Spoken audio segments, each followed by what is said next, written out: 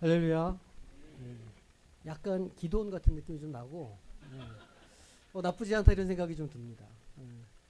이 성경 공부가 아니라 부흥회를 해야 될 것 같은 그런 느낌을 가지고 찬양하다 좀 받았는데 좀 참고 많이들 놀라셨죠? 네, 보셨어요? 네, 이제 올라가서 못 보신 분들 있으면 보세요. 야, 이게 진짜 하나님의 은혜입니다. 할렐루야. 네. 그 뭐 하여간 뭐 어떤 이유든지 간에 이게 앞에 이렇게 훅 이렇게 한 번에 떨어져 내렸는데 앞에 이제 강대상도 저쪽 구석에다 갖다 놨는데 강대상이 다 부서졌어요. 그 위로 떨어져가지고 말씀상도 부서지고 그다음에 예배 인도상도 조금 좀 이렇게 파손이 되고 그 성찬상은 잘 살아남았습니다. 그리고 뒤에 액정 우리 크게 한 거 멀쩡해요. 그것도 감사한 일이죠. 근데 어쨌든 제가 보니까 사단마귀가 강단과 찬양팀을 노린 것 같다. 그 생각이 듭니다. 드럼, 뭐 건반, 피아노 그 위가 다 떨어져가지고 올갱까지 엉망이 됐어요. 근데 이게 보니까 강단과 찬양팀을 노린 것이라면 이게 우리의 예배를 노린 거구나. 사단마귀가. 그러나 하나님께서 그거를 이렇게 받치고 계시다가 아무도 없을 때 아무도 없을 때 그거를 그렇게 일이 벌어지도록 하셔가지고 야 이게 하나님의 나를 따르는 은혜 라다프의 은혜가 우리가 올 한해 정말 멋지게 시작한다 이제 이런 생각을 했어요. 몇 가지를 제가 이 사건을 통해서 좀 느낀 게 있는데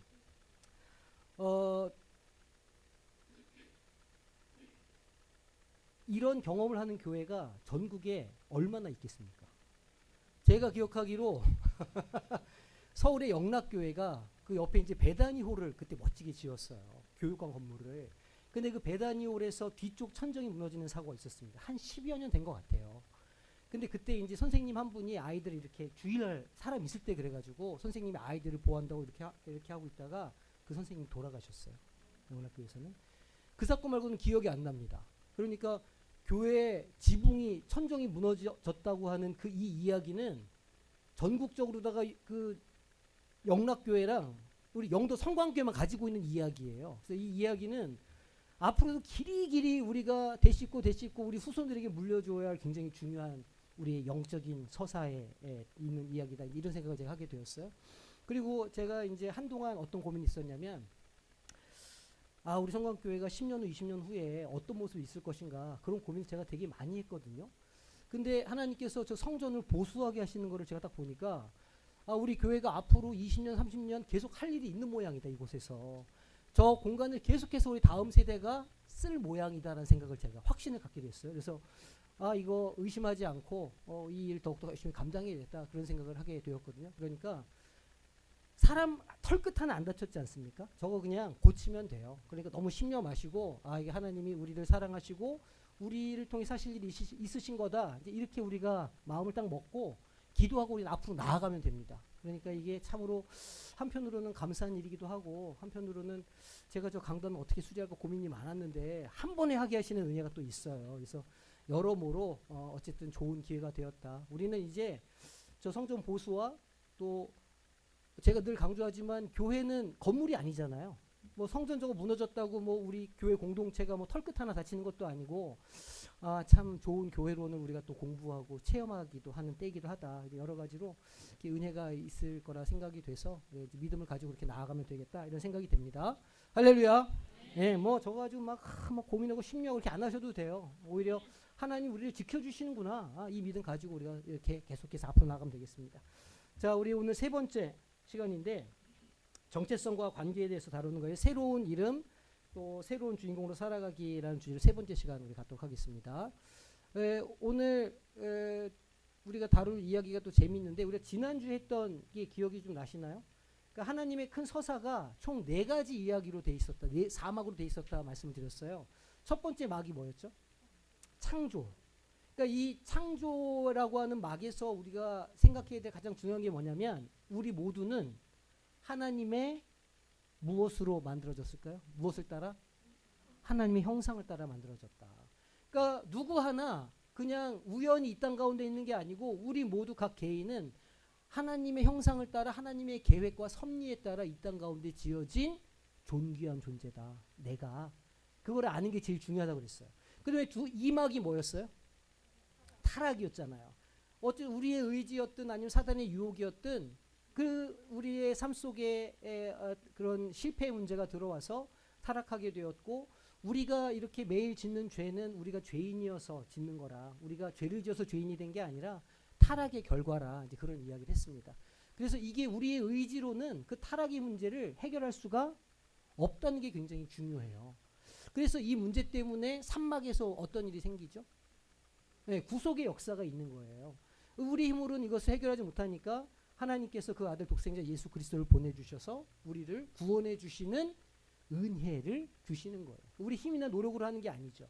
그러니까 우리가 삶에 실패하고 넘어지지만, 그러나 우리가 늘 말씀드리는 것처럼 하나님의 은혜로 사는 사람들이기에 우리의 실패 때문에 좌절할 필요가 없다.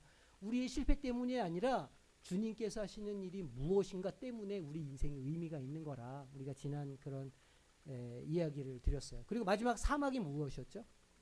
마지막 완성이에요. 하나님 나라에 가는 거예요. 우리의 삶이 지금 조금 좀 모자라 보이고 뭐 실패처럼 보이지만, 그런 하나님께서 우리의 삶을 들어가지고 반드시 승리의 그곳에 우리를 인도해 주신다. 이거를 우리가 믿어야 된다. 이게 전체 성경의 큰 이야기 구속사라고 했어요. 그리고 우리 인생을, 우리 사건이 어떤 것이 있을 때 그 구속사에다 갖다 붙여봐야 된다는 거예요. 우리 교회에 지금 큰 사건이 있잖아요. 이걸 또 우리가 구속사의 관점으로 봐야 되는 거예요. 지금 갑자기 어려움 막 당했어요. 그러면 야, 이게 뭐 징벌이냐 뭐냐, 오늘 우리가 그런 얘기를 할 건데, 그게 징벌이다 벌이다 이렇게 해석하는 건 종의 관점이에요. 아들의 관점은 그런 게 아닙니다. 아들의 관점은 우리를 지키셨다, 우리를 보호하셨다, 하나님이 행할 새 일이 있다, 이렇게 보는 게 하나님의 관점이고 구속사적인 관점이에요. 그렇게 풀어서 하나님이 나중에 어떤 일 하실 건가를 기대케 하는 것이 하나님의 역사고 성령의 일하심이라는 거예요. 그래서 우리가 이제 그런 관점으로 오늘 우리가 3강인데, 3강은 나라고 하는 사람을 우리가 어떻게 이해할 거냐를 다룰 거예요. 자, 우리 오늘 말씀 같이 다시 한번 한 목소리로 합독하겠습니다. 그러므로 내가 이후로는 종이 아니요 아들이니, 아들이면 하나님으로 말미암아 유업을 받을 자니라. 아멘. 그러니까 종은 유업을 받을 수가 없죠. 아들이 아니면 재산을 물려줄 이유가 만무하잖아요. 아들이기 때문에 유업을 받는다는 거예요. 우리는 주님 안에서, 하나님 안에서 다윗의 자손이 되면서 아브라함의 자손이 되면서 이제 하나님의 이 영적 혈통 안에 들어간, 믿음으로 혈통 안에 들어간 자들이 되어서 아들이 된 거예요. 자손이 된 거예요. 그러니까 우리는 모두 유업을 받을 자라는 거죠. 이게 너무너무 중요합니다. 이제 그걸 좀 설명을 드릴게요.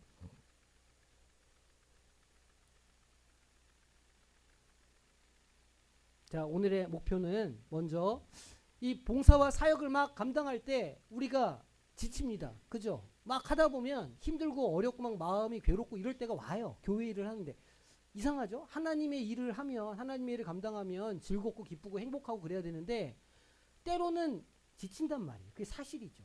그럼 왜 나만 이거 왜 이렇게 해? 왜 이건 자꾸 이렇게 되는 거야? 라고 하는 마음이 들 때가 있어요. 인지상정이죠. 왜 아니겠습니까? 그런 마음이 왜 드는가를 살펴볼 거예요. 그리고 하나님의 자녀로서 상속자의 의식이 뭐냐, 도대체 아들의 마음이라는 게 뭐냐, 요거를 우리가 살펴보도록 할 거고요. 그리고 마지막으로 교회 안에 있는 여러 가지 어려운 일이 있을 때 뭐 비난하거나 판단하는 것이 아니라 아들의 언어, 공감과 환대의 새로운 언어를 우리가 어떻게 하면 사용하고 배울 건가, 그런 이야기까지 오늘 다뤄보도록 하겠습니다. 이게 이제 3부에 나왔던 이야기들이에요. 다 읽으셨으리라 제가 믿고 이렇게 진행합니다. 이제 되게 간단하게 하는 거라 책을 읽고 오셔야 이해가 더 잘 됩니다. 제 눈을 좀 봐주세요. 누가 읽어놨는지 보게. 자, 제 눈을 못 보면 이제 그래요. 감사함으로, 은혜로 하는 거죠, 저희가. 혹시 이런 생각 해보신 적 없으세요? 내 가치는 내가 뭘 하느냐에 달려 있다. 또는 다른 사람이 나를 어떻게 보느냐가 중요하다 같은 생각이요? 오늘은 바로 이 문제, 우리의 정체성이 관계와 세상을 어떻게 만들어가는지에 대한 3강의 핵심 내용을 아주 쉽게 파헤쳐 보겠습니다. 자, 3강이 우리에게 던지는 가장 근본적인 질문, 바로 이거예요. 당신은 정말로 누구입니까? 많은 경우에 우리가 고아처럼 살아간다는 거예요, 세상에서. 끊임없이 내 자리를 찾으려고 애쓰면서 말이죠. 어딘가에 소속되어야만 좀 마음이 놓이고 그런 거요. 아니면 실패자라는 이름표가 더 와닿는 분들도 계실지 모르겠어요. 내가 잘해야만, 내가 뭔가 보여줘야만 내 가치가 증명된다고 믿는 거죠. 아니면 이런 경우도 있죠. 피해자라는 안경을 쓰고 세상을 보는 거예요. 과거에 나한테 있었던 그 힘든 일들이 지금의 나를 전부 다 결정해 버렸다고 생각하는 거죠. 자, 그런데 3강에서는요, 이게 다 우리 진짜 이름이 아니라고 딱 잘라 말합니다. 원래 우리 이름은 따로 있는데, 그걸 도둑 맞고 이런 가짜 이름표를 달고 살고 있다는 거예요. 이렇게 가짜 정체성을 가지고 살다 보면 자연스럽게 종의 정신이라는 걸 갖게 된대요. 이게 뭐냐면 품삯이나 인정을 받으려고 정말 쉼없이 일하는 그런 삶의 태도인데 결국 끝은 뭐겠어요? 번아웃이죠. 그리고 이 도둑맞은 정체성은요, 심지어 우리가 다른 사람들과 관계 맺는 방식, 그러니까 쓰는 언어까지도 완전히 바꿔버린다고 해요. 3강에서는 이걸 고아의 언어라고 부릅니다. 여기서 진짜 중요한 포인트는 모든 행동의 동기가 밖에서 온다는 거예요. 다른 사람한테 인정받고 싶어서 아니면 남들한테 뒤처질까봐 두려워서 딱 이 두 가지가 내 삶을 움직이는 거죠. 그러다 보니까 관계가 어떻게 되겠어요? 전부 거래가 되어버리는 거예요. 내가 뭘 얻을 수 있나 계산하고 문제가 생기면 누구 탓인지 따지기 바쁘고 이게 바로 통제와 비난의 언어죠. 자, 그런데 3강은 여기서 진짜 완전히 다른 길을 보여줍니다. 그냥 좀 더 노력해봐라. 이게 아니에요. 아예 신분증 자체를 새로 발급받는 것 같은 그런 급진적인 정체성의 변화를 이야기하는 거죠. 이 변화의 핵심은요, 생각의 순서가 완전히 180도 뒤바뀌는 겁니다. 예전에는 내가 뭔가 해야만 가치 있는 사람이 된다는 밖에서 안으로 들어오는 논리였다면 이제는 나는 이미 가치 있는 존재다 라는 확신에서부터 모든 행동이 밖으로 나가는 거죠. 안에서 밖으로요. 이 새로운 정체성을 갖게 되면 세상을 보는 눈이 완전히 달라진대요. 더 이상 월급 받으려고 일하는 종이 아니라 모든 걸 물려받을 상속자가 되는 거니까요. 그러니까 힘든 일이 닥쳐도 이건 영광으로 가기 위한 과정이구나 하고 기꺼이 받아들일 수 있게 된다는 거죠. 이렇게 정체성이 바뀌면 당연히 관계 맺는 언어도 바뀌겠죠? 이걸 3강에서는 자녀의 언어라고 부릅니다. 여기서 진짜 극명한 차이가 보이죠. 예전에는 사랑받기 위해서 뭔가 행동했다면 이제는 이미 사랑받고 있기 때문에 자연스럽게 행동이 흘러나오는 거예요. 동기 자체가 완전히 다른 거죠. 그러니까 관계에서도 누군가를 통제하고 판단하려 들기보다는 그 사람을 그냥 받아들여주고 환대하는 그런 은혜의 소통이 가능해지는 겁니다. 고치려고 하는 게 아니라 들어주는 거죠. 이 새로운 언어는요, 우리가 속한 공동체가 어떤 곳이 될 수 있는지에 대한 비전 자체를 완전히 바꿔놓습니다. 이 고아의 마음으로 모인 공동체는요, 마치 차가운 법정 같아요. 서로의 약점을 계속 지적하고 누가 잘못했는지 따지고 점수를 매기는 그런 숨막히는 곳 말이에요. 하지만 자녀의 마음으로 모이면 공동체는 따뜻한 병원처럼 된대요. 서로의 상처를 보듬어주고 함께 새로운 이야기를 만들어가는 정말 안전하고 은혜가 넘치는 그런 공간이 되는 거죠. 자, 오늘 3강의 핵심 내용을 쭉 훑어봤는데요. 결국 마지막 질문은 바로 여러분 자신에게 남습니다. 여러분은 어떤 이름으로 살아가시겠습니까? 네, 오늘 이렇게 우리가 다룰 내용들을 한번 쭉 정리를 해봤어요. 그러면 우리가 이제 교재를 보시고 한번 시작해 보도록 하겠습니다. 먼저 들어가는 말이에요. 15쪽에 뭘 도둑맞았다고 아까 말씀드렸죠? 정체성. 그 정체성이라는 말을 되게 우리가 자주 써요. 그죠? 근데 정체성이 뭔지 어떤 의미인지를 아시나요? 그러니까 정체성은 뭐 간단하게 말하면 내가 누구인가를 아는 거예요. 나는 어떤 사람인가? 나는 누구인가? 이거를 이제 우리가 정체성이라 이렇게 말하는데 내 정체가 무엇이냐 이거죠. 근데 이제 이 정체성을 여러 학자들이 정의를 좀 했어요. 근데 이제 좀 그걸 살펴보면 그 에리 에릭슨이라고 하는 심리 발달 학자가 있습니다. 우리 이제 교육학 하는 분들은 다 이 에릭슨에서 배우는데 에릭슨이 청소년기를 이렇게 정의를 할 때 정체성 대 역할 혼미에 대해서 이야기를 해요. 그러니까 청소년기에 자기 정체성의 혼란을 경험한다는 거예요. 그러니까 중2 애들이 눈빛이 달라지고 문 닫고 들어가고 이렇게 이렇게 노려보고 왜요? 이렇게 하는 건 아이들이 성적 이세진 게 아니라 자기의 뭘 찾기 시작하는 거라는 거예요. 자기만의 정체성을 찾기 위한 그 단계에 들어가서 그렇다는 거예요. 그러니까 이제 그걸 이해해줘야 되는데 그런 얘기를 하는데 그래서 이 에릭슨은 정체성에 대해서 뭐라고 구체적으로 이야기하냐면 자기의 과거, 그러니까 내가 과거에 어떻게 살았지? 그리고 내가 오늘은 어떻게 살아가고 있지? 그 미래에는 내가 어떻게 살아갈 거야 라고 하는 그 일관성. 내가 그땐 그렇게 살았으니까 오늘은 그런 선택을 하고 앞으로도 이렇게 살아가겠지라고 하는 나이를 먹고 겉모양은 다르지만 내 속에 계속 유지되는 어떤 동일한 어떤 것이 있을 거잖아요. 그거를 정체성이라고 불렀어요. 그러니까 시간이 쭉 흘러가면서 과거와 현재와 미래에 있는 어떤 연속성성이 있는 그것이 나다라고 느낀다는 거예요. 근데 여기서 중요한 건 에릭슨은 뭐라고 그랬냐면 주관적인 느낌 이렇게 얘기해요. 주관적인 느낌. 그러니까 누군가가 나는 이런 사람이야 그러면 그걸 옆에서 누가 아무리 아니야 너는 그런 사람이 아니야 라고 말해줘도 주관적인 느낌이니까 그냥 그런 정체성을 갖게 된다는 거예요.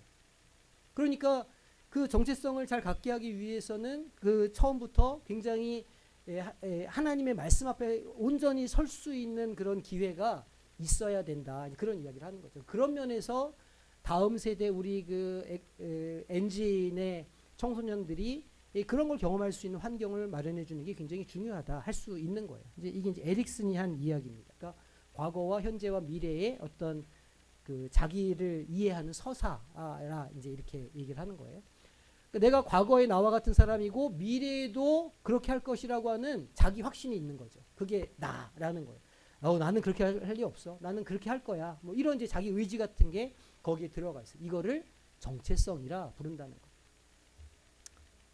칼 융이라고 하는 심리학자가 있어요. 칼 융은 또 어떻게 설명했냐면 칼 융이 페르소나라고 하는 걸 이야기하거든요. 페르소나가 뭐냐면 이 말은 들어보셨죠? 페르소나라고 하는 걸. 이게 이제 가면이에요. 탈. 우리말로 하면 탈인데 옛날 그리스 그 2000년 전에 그리스 문화에서 연극을 하면 얼굴에 탈을 쓰고 연극을 한다는 거예요. 우리 탈춤 무슨 뭐 이런 마당극 하는 거랑 비슷한 거죠. 그래서 뭐 양반 가면도 쓰고 뭐 종 가면도 쓰고 이런 식으로 이제 가면을 쓴다는 거예요. 근데 칼 융은 사람들이 살아가면서 여러 가지 가면을 쓰고 살아간다는 거예요.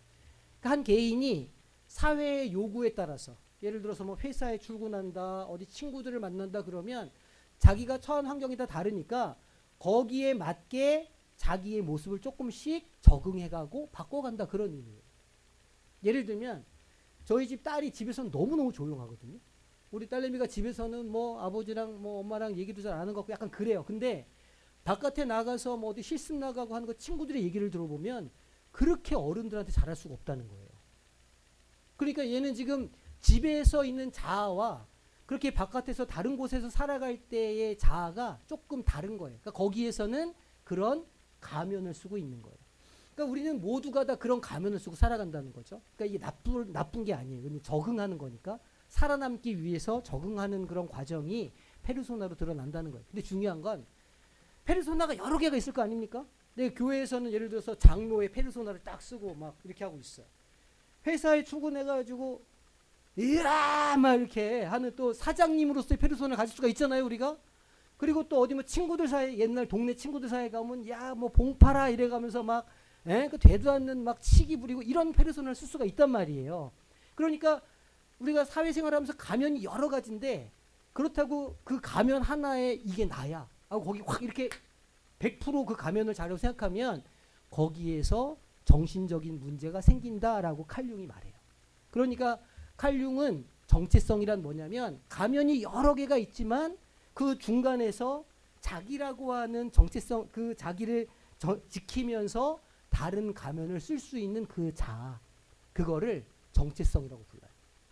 그러니까 어떤 사람이 예를 들어서 뭐 학교 선생님인데 학교 선생님이라고 하는 페르소나에 완전히 자기가 거기 확 가가지고 자기가 없어지면 그분은 이제 어디에서도 선생님처럼 하게 되는 거예요. 그러면 문제가 생기죠. 이해가 되시나요? 그럼 굉장히 제가 설명을 잘한 거예요. 되게 어려운 개념이거든요. 역시 뭐 제가 잘하는 것도 있지만 들으시는 분들이 워낙 이게 할렐루야. 자, 그래서 이 사회생활의 필수적인 윤활유 같은 것이라 일종의 자기를 보호하는 안전장치라 말했어요. 그러니까 이제 심리학자들은 정체성이 뭐냐 그럴 때 이 시간의 흐름에 따라서 변하지 않는 어떤 자기의 모습을 유지하는 게 정체성이다 이렇게 말하기도 하고, 또 이 융에 따르면 어떤 관계에서든지 뭐 여러 가지 모습으로 우리가 적응하지만 그러나 변하지 않는 나라고 하는 그것을 지키는 게 정체성이다 이렇게 말하는 거예요. 그러면 그리스도인으로서의 정체성이 있을 거 아니에요. 나라고 하는 사람의, 내가 어떤 사람인가, 내가 어떤 은혜를 받았는가를 분명히 알고 있는 게 이런 여러 가지 환경이나 시간의 흐름에 따라서도 변하지 않는 그것이 되는 게 중요하겠죠. 그거를 우리가 이제 다뤄볼 거예요. 자, 먼저 내가 이거 얼마나 열심히 이거 내가 이랬는데 아무도 도와주지도 않고 내가 혼자서 다 한다. 여기도 지금 내가 볼 때 한 3분의 1 정도는 그런 마음을 여기 품고 계실 거예요. 이놈의 교회 진짜 어쩜 이렇게 하는 사람만 하고 일을 아무도 안 하냐 이러실 수 있잖아요. 근데 제가 보니까 큰 교회도요 사람이 없어서 난리예요. 일할 사람이 없어서. 진짜 대형 교회들도 한 사람이 몇 개를 맡아서 일을 하더라고. 교회만 그러냐? 그렇잖아요. 사회도 마찬가지예요. 사회도 어디 회사 같은 데 가서 보면 일하는 사람만 일하는 거예요. 그래가지고 무슨 책에 보니까 2대8 법칙이 있더라고. 개미들이 그렇게 많아도 10마리가 있으면 2마리라고 8마리는 논대요.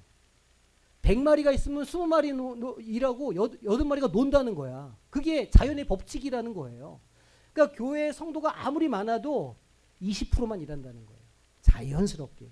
또 이렇게 생각하실 수 있어요. 그럼 내가 안 해도 누군가 하겠네. 또 그런 건 아닙니다. 그냥 그게 그렇다는 현상을 말씀드리는 거지 내가 무슨 뭐 그런 면피를 해라 그런 게 아니에요. 자, 어쨌든 우리는 교회 봉사를 하면서 종종 뭘 느끼냐면 섭섭함을 느껴요. 느끼시죠? 이분들 말씀 안 하시네. 느끼실 겁니다. 심지어는 목사, 교육자들도 느껴요. 이렇게 이제 교육자가 뭐 한 4-5명 이렇게 있잖아요. 그러면 그 안에서도요 2대8의 법칙이 작용하는 거예요. 그러면 이제 이건 나만 아냐. 그럼 막 불만도 생기고 똑같아요. 어디든지 그런 게 생겨요. 섭섭하다. 섭섭하면 이제 속에서 뭐가 올라옵니까? 그죠? 예, 올라오는 거예요. 분노가 올라오는 거예요. 그러면서 뭐라 하냐면 야 이건 아무도 안 알아주는 거 내가 이거 왜 해야 되노? 응? 아 이거 진짜 그러니까 이게 번아웃이 오는 이유는 몸이 힘들어서가 아니잖아. 우리가 다 알잖아요. 우리가 지치고 막 사역이 어려워지는 건 몸이 힘들어서가 아니에요. 나를 알아봐주지 않네. 내가 이렇게 애쓰고 노력하는데 담임 목사는 아는 체도 안 하고 내가 이렇게 열심히 하는데 우리 리더는 생각 관심도 없고 이런 마음이 찾아올 때 이제 섭섭해지면서 이렇게 저 밑에서부터 이렇게 쭉 이렇게 올라오는 거예요. 그러다가 이제 어느 순간에 빵 터지는 거죠. 자, 단순히 피곤해서가 아니라 내 안에 뭐가 흔들리기 때문이라? 정체성이 흔들리기 때문이라. 나는 원래 교회를 일하러 오는 사람이 있습니까? 없잖아요. 그러니까 교회는 일하러 오는 곳이 아니에요. 교회는 하나님을 예배하러 오는 곳이잖아요. 근데 내가 예배자 하나님께 사랑받는 아들이라는 정체성이 딱 있어야 되는데 어느 순간 이게 다 사라지고 뭔가 내가 하나님의 일꾼 막 이런 한참 그런 거를 교회에서 요구할 때가 있었어요. 하나님의 일꾼 막 하나님의 사역을 감당하는 뭐 이렇게 해가지고 막 과도하게 그 짐을 지울 때가 사실 있었습니다. 하지만 그건 우리의 정체성이 아니에요. 우리는 교회 일하러 오는 사람들이 아니거든요. 근데 정체성이 흔들리고 있다는 이야기라는 거예요. 그런 마음이 든다는 것 자체가. 자, 그러면 고아의 언어와 자녀의 언어가 있다고 그랬어요. 타락이 되면서 우리의 진짜 뭐가 사라졌을까요? 우리의 진짜 이름이 사라졌어요. 누가 훔쳐갔어요, 그거를? 사단마귀 훔쳐갔다는 거예요. 우리는 원래는 뭐였다고요? 하나님의 자녀, 하나님의 아들, 하나님의 딸, 하나님의 피조물, 하나님의 형상으로 지음받은 고귀한 존재가 원래 우리의 이름표였다는 거예요. 우리가 뭐 예를 들어서 진흙밭에 구르고 뭐 이렇게 막 살아도 그러나 우리가 난 하나님의 자녀야 라고 하는 이름표를 달고 살아야 되는데 어느 날 사탄마귀가 싹 들어와가지고 아담을 꼬셨어요. 그래가지고 하나님이 널 버렸어. 하나님처럼 될 수 있고 너희 혼자 힘으로 살아야 돼. 이렇게 하니까 거기에 마음을 뺏겨가지고 그럼 내가 스스로 내가 열심히 살아야 되는구나. 하나님을 잊어버리고 자기 힘과 자기의 능력으로 살아가기 시작한 거예요. 그 결과가 어떻게 됐을까요? 그 결과 우리는 뭐처럼 행동했다는 거예요? 고아처럼. 종처럼 고아처럼 행동하기 시작했다는 거예요. 이걸 왜 고아라고 표현했냐면 이거 무슨 뭐 제가 무슨 뭐 비하하거나 그런 게 아니고 그 마음을 설명하기 위해서예요. 자, 고아들은요 너무너무 갈급해요. 뭐에 갈급해 하냐면 사람들에게 인정받는 거예요. 왜 나를 인정해 주지 않아? 왜냐면 인정받아야 나라고 하는 사람을 딱 증명하고 내가 가치 있는 존재라는 걸 내가 확증을 받는데 그래야 내가 정체성이 딱 이렇게 세워지는데 알아봐 주지 않고 인정해 주지 않는 거예요. 이제 그러면 힘들죠. 막 정서적으로 막 어려워져요. 경쟁하고 경쟁해야 되잖아요. 그리고 끊임없이 저 사람과 나를 비교. 왜 저 사람은 왜 인정받지? 저 사람은 왜 사랑받는 것 같지? 저 사람은 왜 잘 사는 것 같지? 저 사람은 행복해 보이지? 나는 왜 아니지? 라고 자기에게 있는 건 못 봐요. 그런 순간이 되면. 내가 가진 것에 대해서는요. 쳐다보지를 않고 뭐만 볼까요? 나에게 없고 남에게 있는 것만 봐요. 그게 그 고아의 마음. 이게 타락한 영혼들에게 온 질병이에요. 끊임없이 눈치를 보는 거죠. 뭘 해놓고 스스로 만족해하면 되는데 해놓고 누구를 찾아요. 사장님을 찾고 과장님을 찾고 부장님을 찾고 목사님을 찾고 계속 찾아. 그래가지고 뭐 받으려고요? 아유 잘했네. 좋아. 이렇게 이거에 갈급해하는 거죠. 그게 고아의 마음이라는 거예요. 우리가 이렇게 사역을 하다가 왜 번아웃이 오느냐? 몸이 힘들어서 오는 게 아니라고 그랬잖아요. 마음의 문제라고 그랬잖아요. 일이 많아서가 아니다. 우리가 많은 일들을 감당해서 번아웃이 오는 게 아니라 그 종의 마음으로 일하기 때문에 고아의 언어를 사용하기 때문이라는 거예요.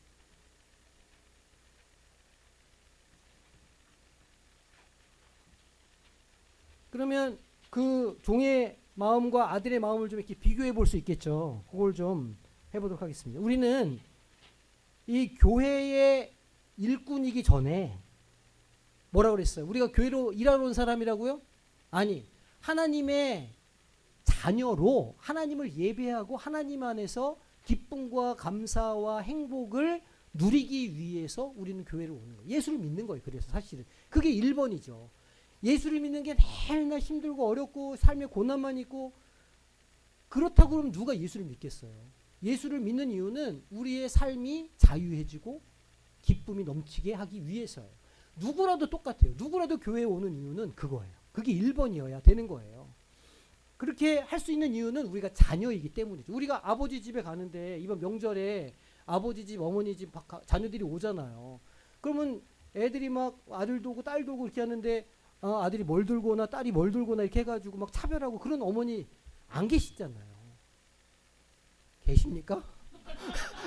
반응들이 그 넓은 데서 하나 여기서 하나 똑같네. 없잖아요. 그냥 자녀이기 때문에 얼마든지 와라. 그리고 집에 갈 때 되면 바리바리 그냥 안 싸줘도 된다고 그래도 큰 신김치 그거 감 먹지도 못할 걸 그냥 싸가지고 그냥 전이랑 그냥 그러니까 우리가 교회 올 때도 내가 이번 주 뭘 잘못했나? 내가 칭찬을 받을 좀 했나? 막 이래요. 막 하나님의 전에 오는 게 무슨 내가 심판받을 것처럼 성적표 이거 공개하는 그것처럼 막 눈치를 보면서 오는 거예요. 막 눈치 보고 가지고 예배 드릴 때 천정이 무너지나 안 무너지나. 그러면 안 된다는 거죠. 그러면 안 된다는 거예요.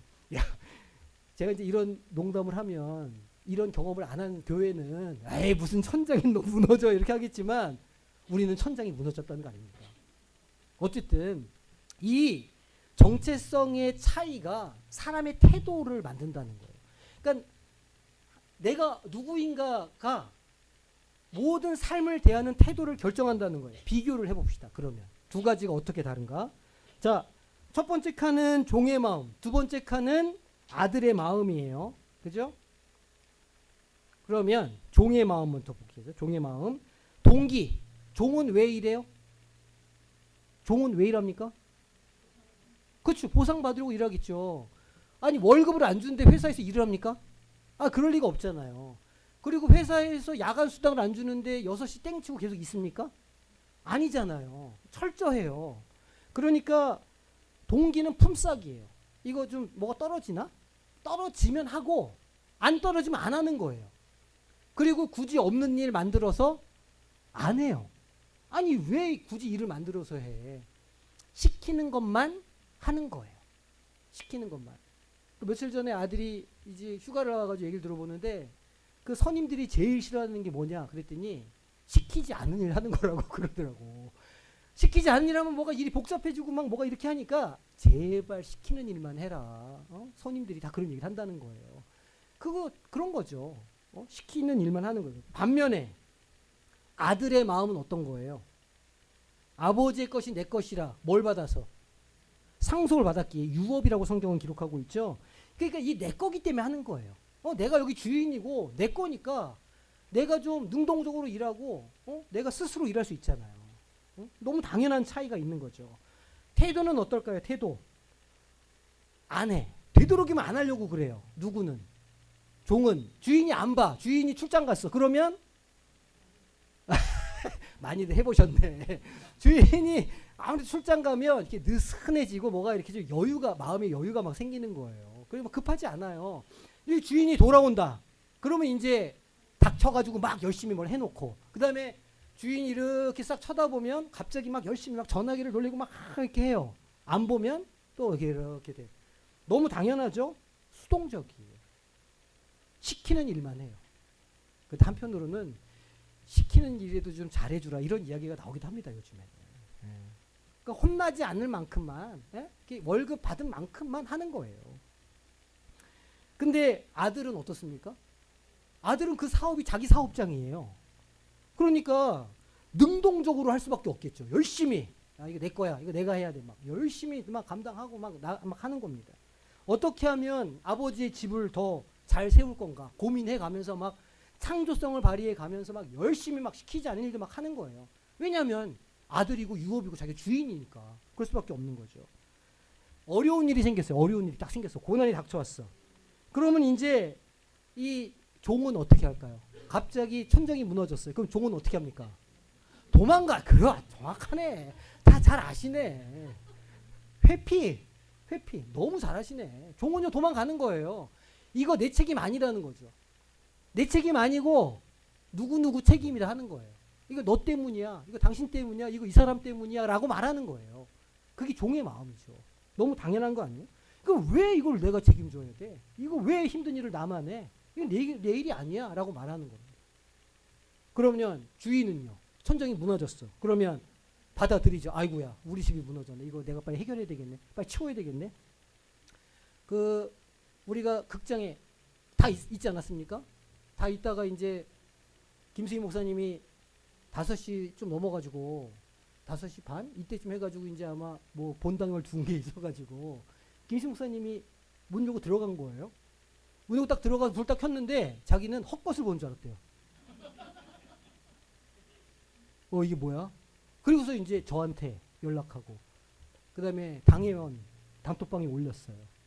그래 막 극장에서 갔다가 집에 갔다가 다들 막 불이 나게 와가지고 막 그거 들여다보고 그럼 당회원이어서도 있지만 우리가 이 교회에 우리가 교회고 우리가 하나의 공동체니까 주인의식을 가지고 달려온 거예요. 막 그 밤에 막 먼지 뒤집어 쓰면서 막 바카스 먹어가면서 그 막 올겐 끌어내고 막 살리겠다고 우리가 얼마나 그날 구명을 했는지 모릅니다. 피아노 꺼내고 막 그 깔려있던 드럼 세트 꺼내고 스피커 꺼내고 앞에 그 막 난리가 났으니까 왜 그걸 열심히 그렇게 해요? 주인이니까 당연한 거잖아요. 그게 우리가 교회 주인이니까 하는 거예요. 그 결과는요. 그렇게 되면 어떻게 돼요? 두려움과 섭섭함이 있죠. 실수하면 버림받을까, 잘릴까, 인사고과 못 받을까, 진급 못할까 두려우면서 일하는 거예요. 그러니까 일하는 동기가 그 두려움이죠. 무서워서 하는 거예요. 혼날까봐. 안 하면 혼나고 이렇게 하니까. 그런데 주인은요. 아들의 마음은 어때요? 안전감과 자유를 가지고 해요. 좀 실패해도 나는 여전히 상속자고 넘어져도 난 여전히 아들이니까 문제 없어요. 괜찮아요. 계속 앞으로 갈 수 있는 거예요. 기쁨과 감사함을 가지고. 이게 지금 잘 안 보이시죠? 뒤쪽에서. 뒤쪽이 웅성웅성하니 잘 안 보이시는 것 같아요. 안전감, 자유 이렇게. 자 이제 종의 마음과 아들의 마음이 대충 구분이 좀 되시죠? 그러면 생각해 볼 수 있어요. 나는 어떤 마음으로 내가 맡겨진 사역을 감당하고 있나? 나는 어떤 마음으로 하나님의 교회의 일원으로 내가 살아가고 있나를 생각해 보실 수가 있을 거예요. 그래서 요걸 한번 우리가 얘기를 해봤으면 좋겠어요. 관계 언어 바꾸기인데 사람들마다 이렇게 좀 열받는 포인트가 조금씩 다르잖아요. 사람들마다 조금씩 다르거든요. 이제 그걸 제가 좀 과하게 표현했는데 발작 버튼이 있을 수 있어요. 개인들의 발작 버튼. 도대체 나는 뭐에 뚜껑이 열렸나? 예? 최근에 교회 봉사나 관계에서 이게 확 이렇게 열렸던 아주 분노했거나 섭섭했던 순간을 한번 생각해 보세요. 내가 언제 내가 확 이렇게 됐지? 그렇죠. 정확한 표현이에요. 내가 언제 이게 이렇게 돼가지고 이렇게 됐지? 한번 생각해 보세요. 아마 되게 많으실 수도 있어요. 시시때때로일 수도 있어요. 교회 봉사나 관계에서 가장 화가 났었거나 되게 섭섭했던 순간. 마음이 되게 섭섭하면 반응이 여러 가지인데 하나는 화를 내는 게 있고요. 또 하나는요. 이렇게 단절하는 게 있어요. 안 봐. 끝이야 넌. 땡. 그래가지고 이렇게 얼굴을 봐도 사람이 지나가도 못 본 척하고 에이 뭐 모르는 것처럼 그러세요. 이렇게 섭섭함이 있으면 화를 내거나 아니면 아예 신경을 끊어버리는 상처의 표현이죠. 내가 상처받았어라는 표현이죠. 이 그런 양극단의 반응들이 나와요. 자, 언제 그래야 되는지 한번 생각해 보세요.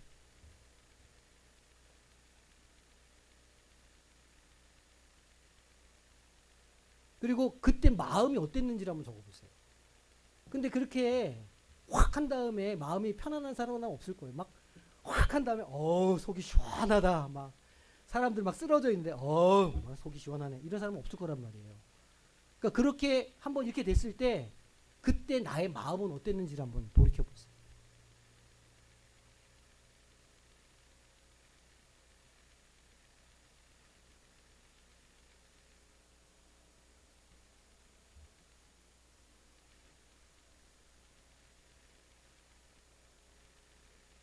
자, 그러면 그 순간에 그 내 마음 속에 어떤 그런 그 있었죠? 마음속 깊은 곳에 작동했던 옛 고아의 정체성이 있을 수 있어요.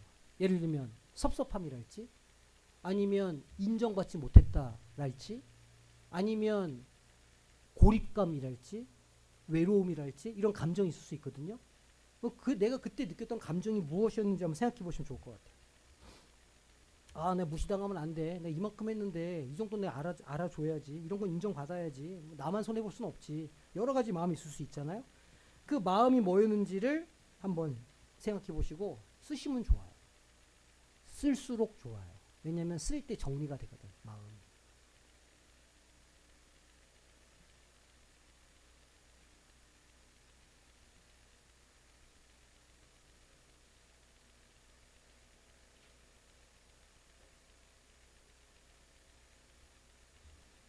자, 그러면 이제 옛 자아, 그러니까 고아의 마음으로 내가 그렇게 반응했다면, 만약 그 순간에 내가 하나님 아버지 자녀로서의 마음을 가졌다면 어떻게 반응할 수 있었을까? 어떤 마음을 가질 수 있었을까를 다시 한번 생각해 보셔야 돼요. 내가 만약 이 상황에서 여유 있는 상속자 하나님의 자녀라고 확신한다면 어떻게 다르게 반응할 수 있었을까? 그러니까 기존에는 반응이 이런 거죠. 어떻게 나한테 이럴 수 있어? 다시는 내가 하나 봐라. 이렇게 할 수 있었는데 내가 하나님의 자녀로서의 정체성을 딱 갖고 있었다 그러면, 그래서 내가 내 안에 그런 자존감과 기쁨이 충만했다면 내가 어떻게 반응했었을까? 상상해 보시는 거예요.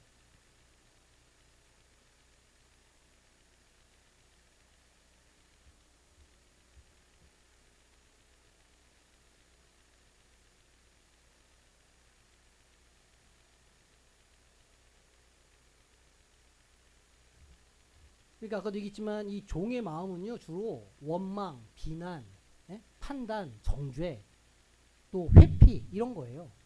어떤 문제, 잘못 이런 것들이 있으면 그거를 남한테 미루는 거예요. 자기가 안 갖고. 근데 이 새로운 반응, 하나님의 자녀로서의 반응은 그런 게 아니에요. 그것에 대해서 책임감을 가지고 그것에 하나님의 역사가 있음을 믿고 하나님이 일하심을 신뢰하면서 그것을 끌어안는 마음이거든요. 그게 아들의 마음이죠. 누가 나한테 막 쏘아 붙였어요. 너만 잘났어 이렇게. 그러면 오늘 집사님 좀 마음이 힘드신가 보다. 요즘 어려우신가 보네. 집사님 죄송합니다. 제가 이렇게 조금 좀 잘못한 것 같아요. 이렇게 자기를 좀 내려놓을 수 있는 그런 마음. 그거 아들의 마음인 거거든요. 그런 게 환대와 공감이. 힘드시군요. 어려우시겠어요. 그런 마음을 갖게 하는 것. 이런 게 이제 새로운 반응이 될 수 있다는 거예요. 그리고 실제로 어떤 일들을 많이 감당할 수도 있죠. 일이 힘들 수도 있어요. 하지만 하나님께서 나에게 이 일을 맡겨주신 건 내가 감당할 수 있기 때문에 맡겨주신 거다. 또 감당할 때 그만한 은혜가 나한테 흘러온다. 이런 믿음을 딱 가지고 지키고 버티고 서 있는 거예요. 디딤돌처럼 딱 거기에.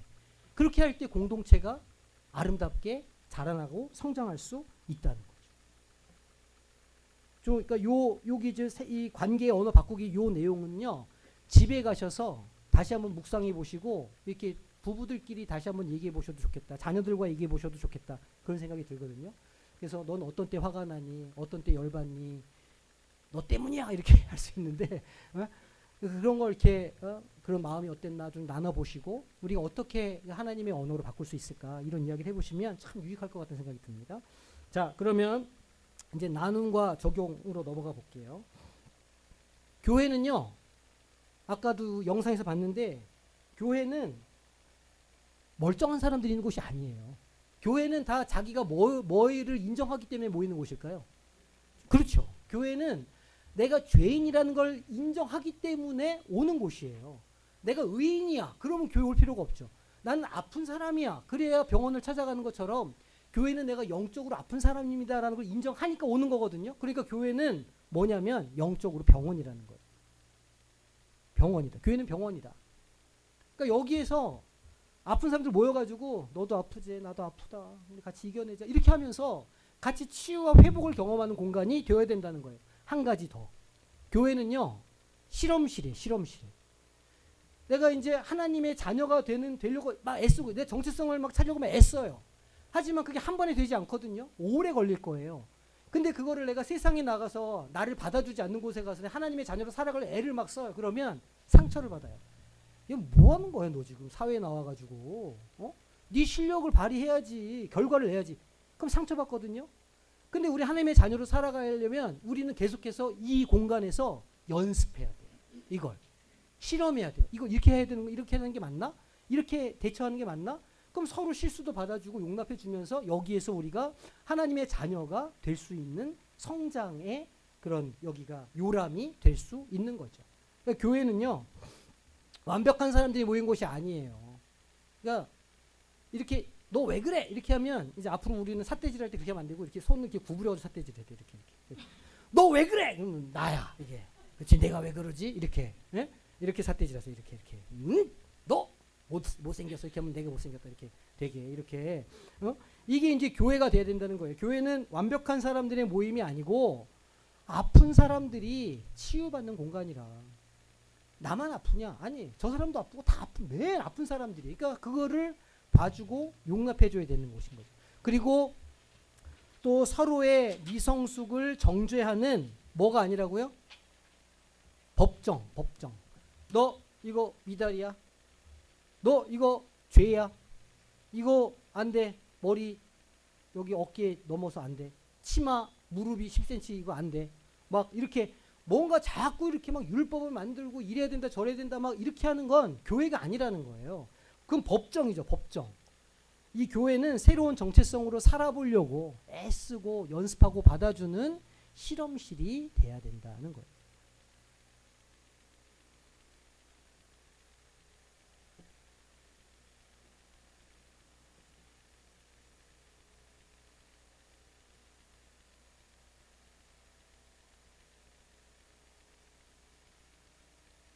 그럼 이제 우리가 재직으로 모인 거 아닙니까? 그럼 재직은 뭐 하는 사람이냐? 교회에서 어쨌든 직분을 맡은 사람들은 뭐 하는 사람이냐? 아까 제가 말씀드렸지만 교회는 일하러 오는 곳이 아니라고 그랬잖아요. 재직은 일하는 사람들이 아니에요. 근데 그거는 우리가 주인이니까 주인으로서 우리 집을 관리하는 거죠. 그 누가 맡겨준 일을 하는 게 아니고 그게 되게 중요하거든요. 재직의 진짜 사명은 뭐냐면 관계를 치유하는 사람들이야. 관계의 회복자들이라는 거예요. 무슨 얘기냐? 하나님과의 관계가 끊어졌어요. 하나님과 그 성도 간에 서사가 있는데 그걸 못 읽어. 그걸 이해하지 못해. 그거를 알려주고 그 관계를 연결시켜주는 게 재직의 사명이라는 거예요. 그러니까 누군가 실수하거나 막 무리하게 굴어요. 뭔가 마음에 안 들 수 있죠. 나랑 다를 수 있잖아요. 어떻게 똑같아요. 같이 몇십 년을 살아도 다른데 이렇게 생판 모르는 사람들이 모여가지고 팔도에서 모인 사람들이 같이 어울려 살면 어떻게 갈등이 안 일어나겠습니까? 당연히 그래요. 근데 똑같이 어떤 고아의 언어를 맞받아치고 막 네가 잘났니 내가 잘났니 하는 건 그거는 하나님의 자녀들의 언어가 아니라는 거예요. 넉넉한 아들의 마음으로 사람의 결핍을 이해하고 품어주는 게 재직의 역할이다는 거예요. 요건 제가 칸을 안 쳐놔가지고 안 쓰셔도 돼요. 얼마나 감사해. 두 개 서비스 드렸습니다. 자, 정리해 보겠습니다. 나라고 하는 정체성이 되게 중요하다. 그게 결국은 우리의 태도를 결정하고 우리의 사람들과의 관계를 결정한다. 정체성이. 그러니까 내가 종의 마음으로 사느냐 아니면 아들의 마음으로 사느냐가 굉장히 큰 차이를 가지고 온다는 거예요. 근데 우리는 아들의 마음으로 사는 사람들, 우리는 이미 아들이니까. 성경에 하나님의 자녀라고 이미 기록해 놓으셨으니까 그거를 믿고 그런 줄로 알고 자녀로 살아가는 연습을 어디서 한다? 교회에서 한다. 그리고 다들 잘 못하니까 다들 어떻게 해줘야 돼요? 받아주라. 용납해주라. 이해해주라. 그러면서 서로 그렇게 상처를 보듬고 그렇게 이렇게 어깨를 얼싸안고 안아주면서 그렇게 세워나가는 게 하나님의 교회요 자녀들의 모임이다는 거예요. 아시겠죠? 네, 그렇게 살아가시기를 소망합니다. 우리 마침 기도문 함께 읽겠습니다. 시작. 하나님 아버지, 그동안 교회 일을 하면서도 종처럼 눈치 보고 인정받지 못해 섭섭해했던 마음을 회개합니다. 이제는 품삯을 바라는 종이 아니라 하나님 나라를 물려받을 상속자의 기쁨으로 일하게 하옵소서. 우리 교회가 서로의 허물을 지적하는 곳이 아니라 서로의 아픔을 싸매주고 덮어주는 따뜻한 가족 공동체가 되게 하옵소서. 예수님의 이름으로 기도합니다. 아멘.